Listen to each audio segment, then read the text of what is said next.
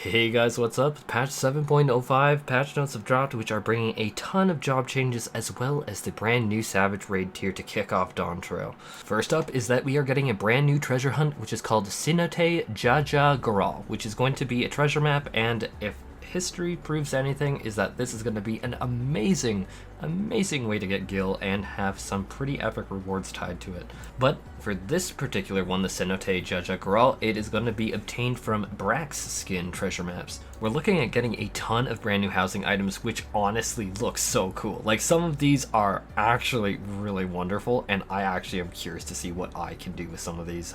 I am actually hashtag inspired. Like, look at that outdoor item with like the grapes off of it. Oh, that's so good. We're going to be looking at job changes coming for the jobs, which with the Savage tier releasing is going to be super important. First off, we are looking at a significant amount of damage increases for the Paladin, and the Paladin is getting it across Royal Authority, Holy Spirit, Atonement, Supplication, Sepulchre, Confetti, or Blade of Faith, Truth, and Valor. Like, these are gonna be just a bunch of DPS potency increases across the Paladin's kit to raise up its baseline DPS, and with this many being tuned up, this is definitely gonna make an impact. Dark Knights are getting a damage increase across a bunch of skills too.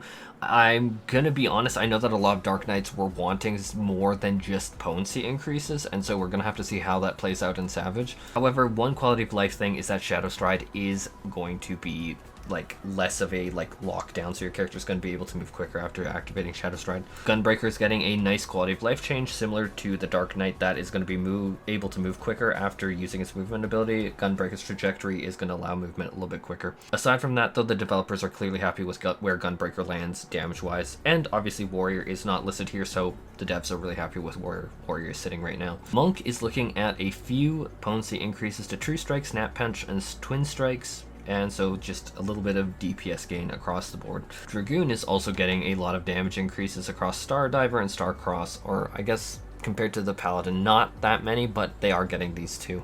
As well as with the movement abilities that we were talking about, Gunbreaker and Paladin with their movement abilities, the Dragoon's Winged Glide is getting similar, where it's a little bit less lockdown. Ninja is looking at a variety of different damage buffs, and this is going to definitely raise the floor of the Ninja's damage, total cumulative damage, up quite a bit. Okay, Samurai is getting some damage buffs and some damage nerfs, and so basically we're seeing a reallocation.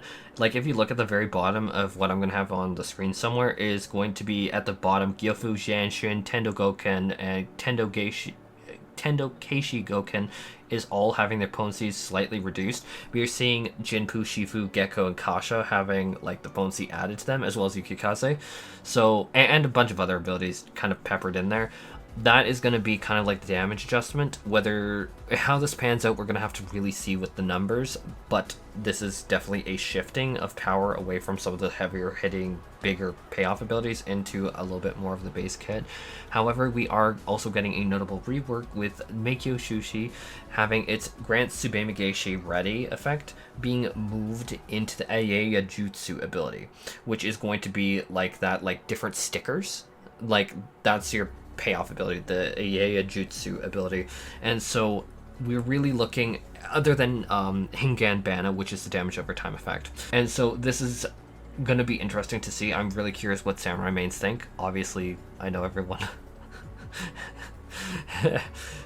Actually, I'm not even going to mention it. I know whatever Samurai wants.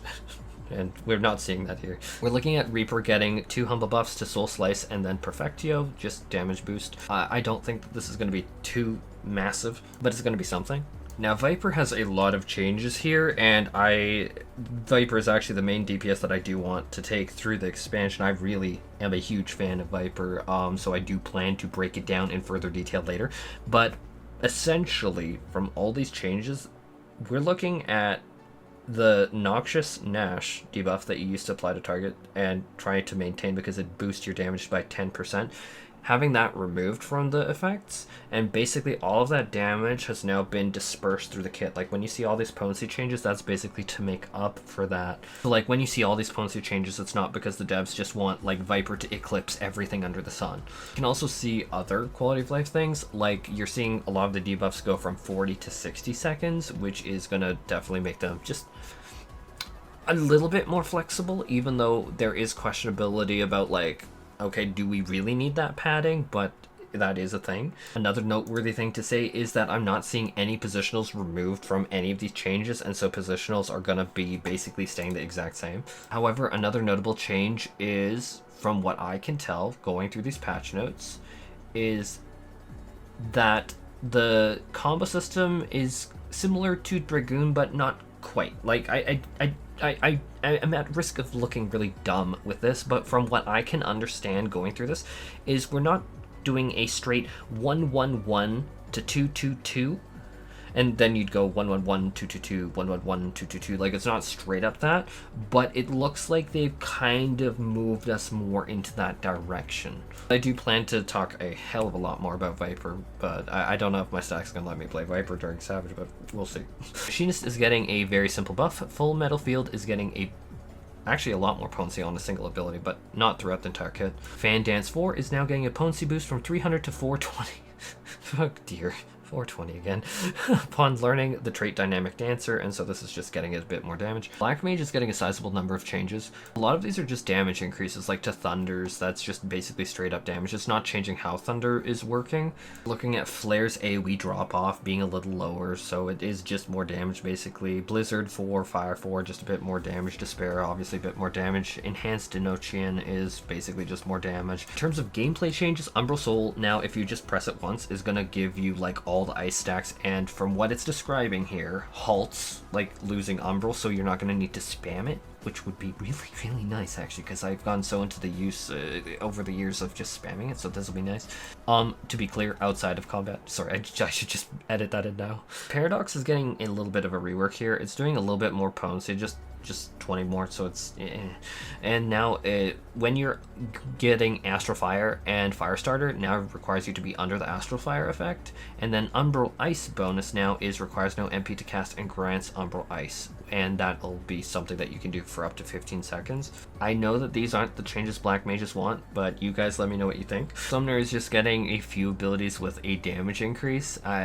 It's just a love tap in the right direction. It's nothing too crazy. Red Mage is also getting a lot of damage increases across a bunch of different abilities. Like Ver Thunder and Ver Arrow is going to be spammed pretty often, but it's only 20, but it's a love tap. Contra Sexy is going to be buffed to 420, of course 420. And then Manification is getting a little bit of a QOL, where Enhanced Magic Sword play has been increased from 15 seconds to use it to 30, so that's going to be kind of nice, although you do need to wonder if you're really waiting 30 seconds. Let's not look a gift horse in the mouth. If you need it, you need it. White Mage is getting a little bit of potency increase to Dia. That's all. And then Astrologian is going to be getting play 1, play 2, and play 3, having the shared recast time removed. And lastly, because I know people will wonder, did Cole miss Pictomancer getting nerfed? No, Pictomancer has not been nerfed. Don't worry, Pictomancer has not been nerfed. And then lastly, we obviously are getting the brand new Savage Raid tier, the Arcadian, which the normal raids are so good. I am so excited for the Savage Raid tier. This is just, it's so good. And then they obviously have a new mount added, which is, I could only really see this as being the Savage reward. Correct me if I'm wrong, but most likely. And then obviously with the release of the new Savage Raid tier, there's going to be new crafted items with new nodes and all the stuff that people are going to have to go gangbusters, like crafting and stuff. Like I know that I'm not going to be able to raid day 1 because I know that my crafters are way too busy, and I'm not crafting this expansion. I made that, not the vehicle, but basically we're looking at all the stuff that you'd expect with a brand new Savage Raid tier. New Tomestone gear, new crafting gear. Obviously it's going to be like really crazy cool, or cool, stressful. You choose the word. You choose the word. I think stressful from what I've heard, but people are basically going to frantically craft and pentamelt and try and get into the tier. It's going to be interesting. With that being said, what do you guys think about all the changes? I am interested to see how the Viper changes feel. And you see, I can't feel them in game. Like when I was at the media tour, I was not so impressed with Viper because I didn't have my own setup, my own UI, my own keyboard and mouse and stuff, but I fucking love the Viper. It is such a good job. It feels so good, and so I'm really interested to get in game and feel it out, because like there's been significant reworks, and I don't know, like how does this improve it? What feels different? I'm curious. But